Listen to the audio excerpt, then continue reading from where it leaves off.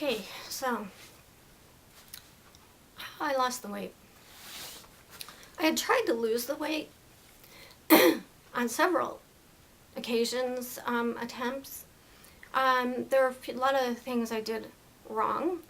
I tried to do too many changes at once. I was impatient, um, too self-critical. I had too high expectations. And I was angry at the wrong thing. I was angry at myself, and I was angry at the bipolar disorder. I was angry at whatever entity is up there controlling us.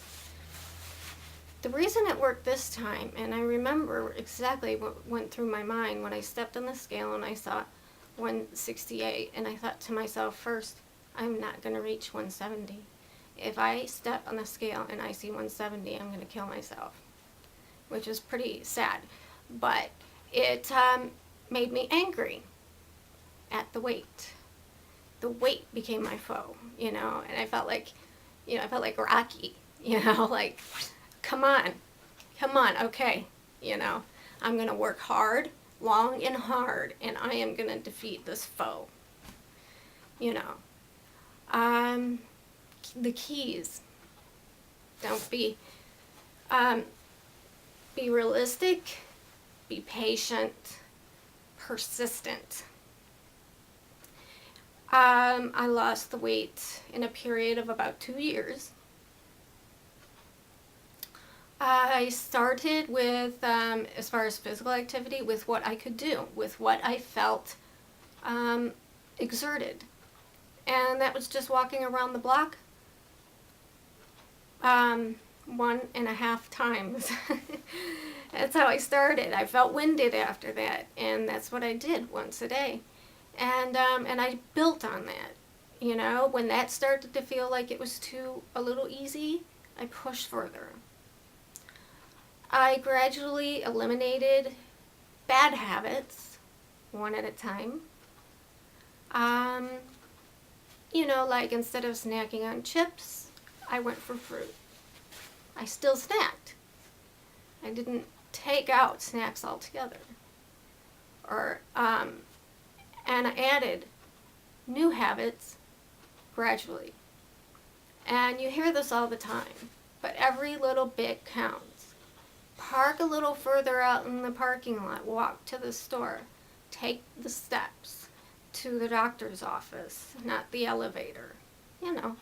Things like that. I made a lot of compromises in the beginning. I love going out to fast food.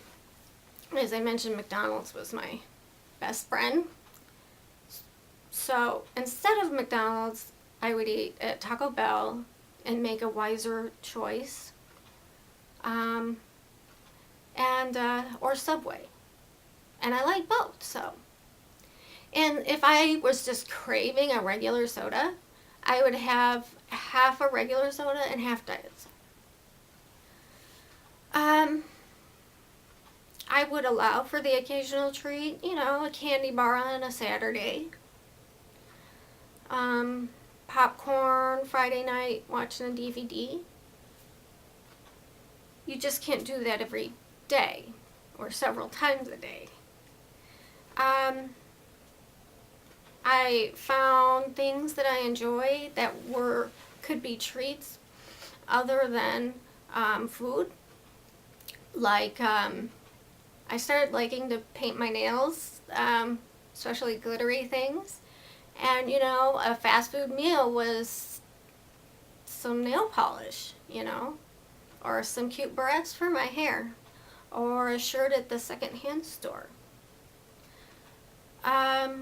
Or just doing a project, or, just doing something. I tried to combine things I enjoyed, like my pets, and taking them for walks and getting some exercise at the same time. When holidays or special occasions came, like a lot of family get-togethers, I would say, okay, this is a special day, so I would have a brownie. I would have some cookies. I allowed that, for that day. It's not going to hurt. Some things you need to watch out for while you're losing weight. Plateaus. Oh my God, at 153, I hit a plateau for 3 months, my weight didn't budge. You see, what's happening is, I believe, your body is shifting from fat to muscle, and muscle weighs more. Your body is adjusting, and you just keep pushing. Just persist and work it through, and you'll start to lose again. Don't starve yourself. It slows your metabolism, and your body clings to every calorie you eat. And then you'll find your low blood sugar, feeling really hungry, and next thing you know, you're eating cookies and shoving them in your face. Try eating several small meals during the day to avoid that. Pay attention to portion sizes on the back of packages and things. Look up what is a safe weight loss, or go to a dietitian. Safe weight loss calorie intake for your sex size.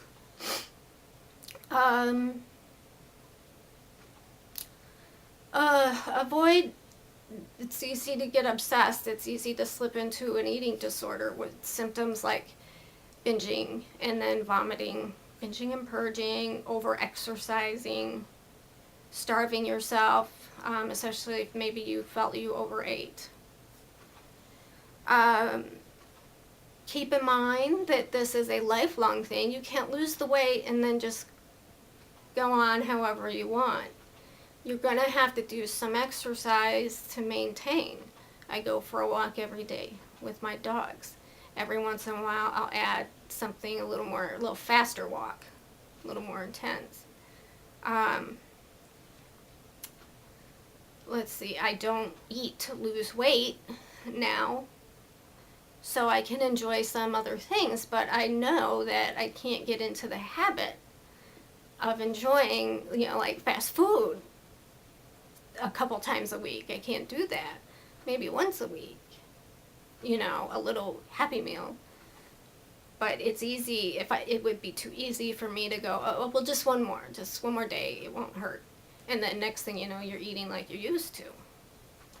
Also, do exercising that builds up muscle, calisthenics, little weight lifting type things, because you're going to need to get muscle tone.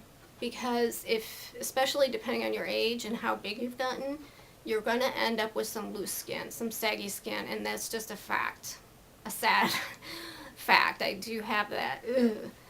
But it's better than being heavy, and the muscle tone will help shape you and help it'll be less saggy, and you'll look better in your clothes. And unless you have the money to have the plastic surgery to have that taken care of, that's just a fact. Younger people, their skin tends to bounce back better.